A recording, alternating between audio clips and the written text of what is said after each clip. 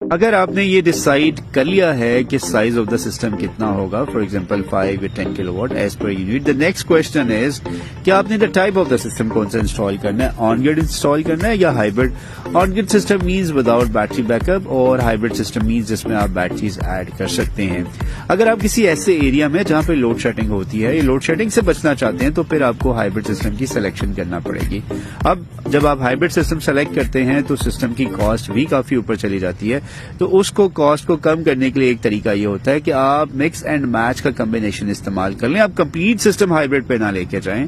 اور آپ مین system on grade پہ رکھیں، اس کے ساتھ ساتھ ایک بیک اپ کے طور پہ فار ایگزامپل 3 کلو واٹ کا سسٹم ایڈ کر لیں، جیسا کہ ہم نے اس 10 کلو واٹ سسٹم میں کیا ہے۔ وہ 3 کلو واٹ سسٹم بھی ہائبرڈ آن گریڈ ہوگا اور during the load shedding either it is a day time or a night time وہ آپ کو بیک اپ دے سکتا ہے، اور اگر جو سارا دن لائٹ نہیں ہوتی تو وہ سولر کی مدد سے وہ چارج بھی کرے گا اور آپ کے سسٹم کو چلائے گا بھی۔ آن گریڈ میں چیلنج یہ ہوتا ہے ڈیورنگ دی لوڈ شیڈنگ میں آپ سسٹم کو ڈے ٹائم یا نائٹ ٹائم یوز نہیں کر سکتے، اور اس کی اگر جو جنریشن کا انالیسس کر لیں تو یہ بھی 10 کلو واٹ کا سسٹم آپ کو جیسے آن گریڈ کمپلیٹ سسٹم جنریشن دیتا ہے، فار ایگزامپل آلموسٹ 1300 تک سمر میں آپ کو یہ جنریشن دے سکتا ہے۔ تو یہ ایک کاسٹ افیکٹو سولوشن ہے جس میں آپ 2 انورٹرز کا یوزج کرتے ہیں، ایک تو لوڈ ڈیپینڈنٹ نہیں ہوتا اور دوسرا آپ کو کاسٹ افیکٹو